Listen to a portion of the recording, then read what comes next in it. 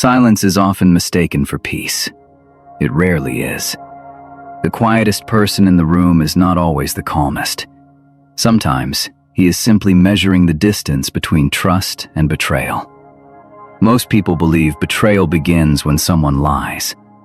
Thomas Hobbes believed it begins much earlier. It begins the moment people realize they cannot guarantee another person's loyalty. That is why civilizations create laws. Companies write contracts. Nations build armies. Friends make promises. None of these exist because trust is natural. They exist because trust is fragile. Modern culture celebrates vulnerability as strength. Hobbes would ask a different question. What happens when vulnerability meets ambition? History repeats the same lesson. Kingdoms collapse. Businesses fracture. Political alliances disappear overnight. Not because everyone became evil, because uncertainty never disappeared. The quiet individual understands something others overlook. Fear is not always loud. It often hides beneath smiles, compliments, and polite conversations. This is not a story about becoming suspicious of everyone. It is about understanding why fear shapes every society long before conflict becomes visible. And once you see the invisible architecture of fear, you may never interpret silence the same way again. Number 1. Fear is older than trust. Before laws existed, before governments existed, people faced one unavoidable question. Could another person be trusted tomorrow?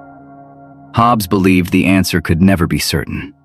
Human beings naturally seek survival. When survival feels threatened, promises become negotiable.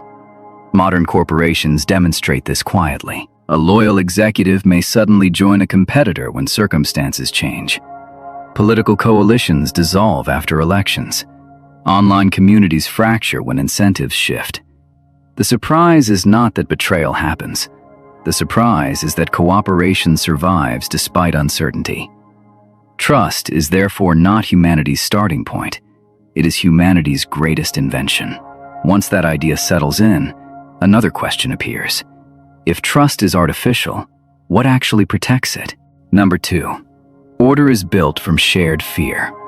Many imagine laws are born from kindness. Hobbes argued something colder. People surrender certain freedoms because chaos is more frightening than authority. Drivers stop at red lights because everyone expects everyone else to obey. Financial markets operate because contracts can be enforced. Digital platforms depend on rules that millions never read but unconsciously accept. The invisible force behind these systems is not love.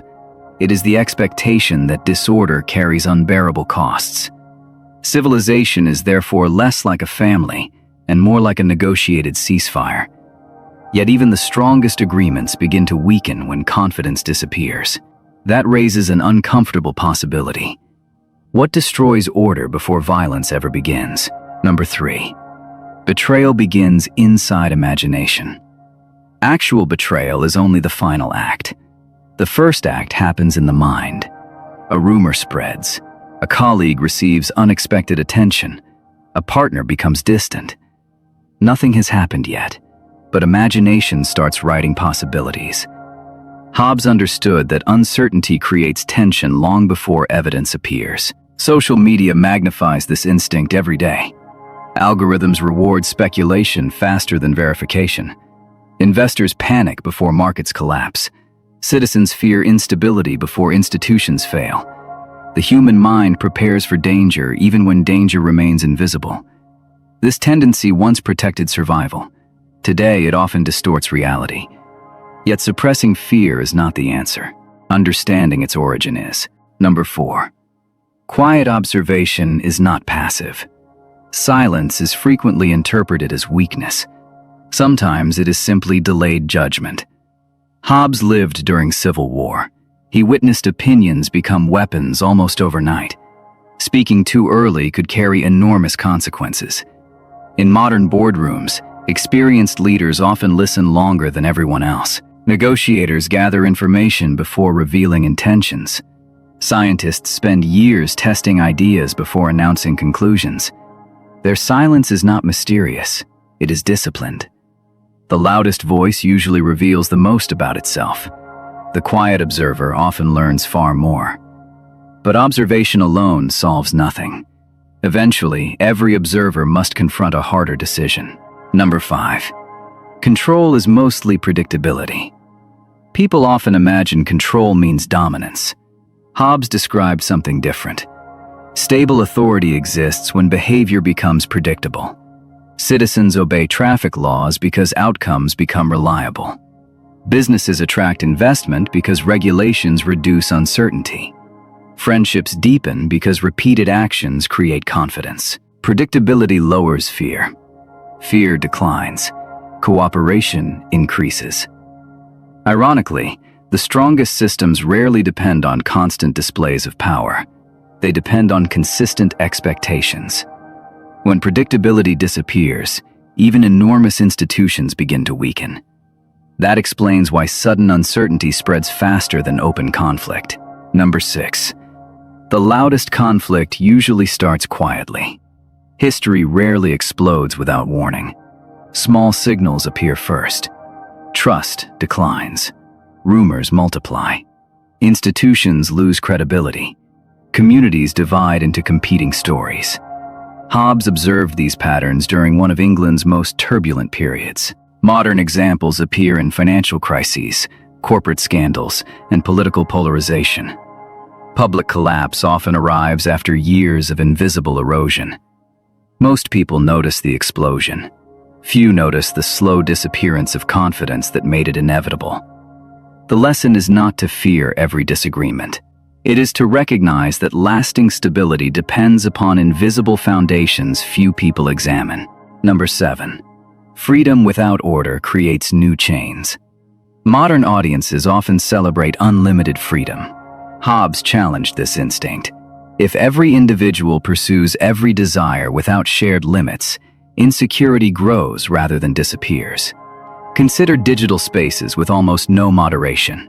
Conversations frequently become hostile. Participants withdraw. Eventually, fewer voices remain. Absolute freedom can quietly destroy the conditions that made freedom valuable in the first place. Hobbes did not argue against liberty itself. He questioned whether liberty can survive without structure. That paradox continues to shape democracies, technology companies, and international politics today. The debate remains unfinished because another paradox waits beneath it. Number 8. Security always has a price. Every society exchanges something for stability: privacy, convenience, autonomy, time, resources. The difficult question is never whether a price exists. The difficult question is whether the exchange remains justified. Modern surveillance technologies promise protection while raising new ethical dilemmas. Artificial intelligence improves efficiency while introducing new uncertainties. National security expands while personal freedoms become subjects of constant negotiation. Hobbes forces us to confront a reality that still feels uncomfortable centuries later. Perfect security is impossible. Perfect freedom is equally impossible. Civilization survives by continuously balancing both. Number 9. The quietest battle is within yourself. The deepest lesson in Hobbes' philosophy is not about kings or governments. It concerns the hidden landscape inside every individual. Fear can sharpen judgment or consume it. Suspicion can encourage caution or destroy relationships. Order can create stability or become rigidity. None of these forces disappear with education, wealth, or technology. They simply wear modern clothing. Every generation believes it has escaped the ancient struggle between fear and trust. Every generation discovers the struggle waiting beneath new inventions.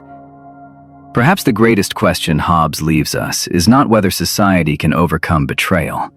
It is whether any human being can ever feel completely secure while remaining completely free. Number 10.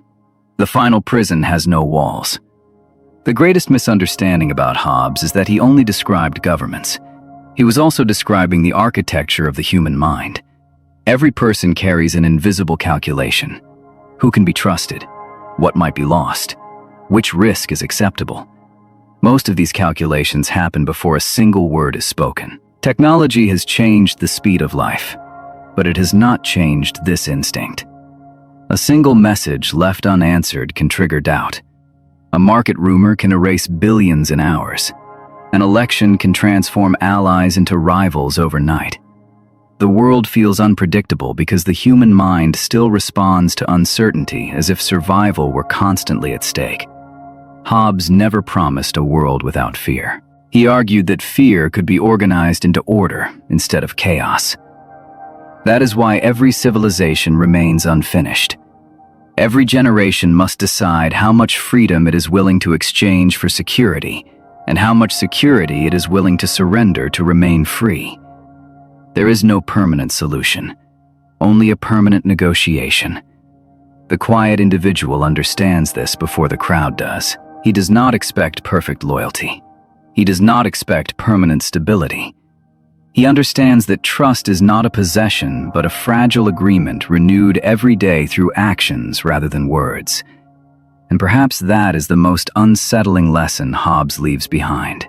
If every society is ultimately built upon uncertain human beings, then the final question is not whether betrayal can ever disappear. The final question is this: if absolute safety requires surrendering absolute freedom, which one truly defines what it means to be human?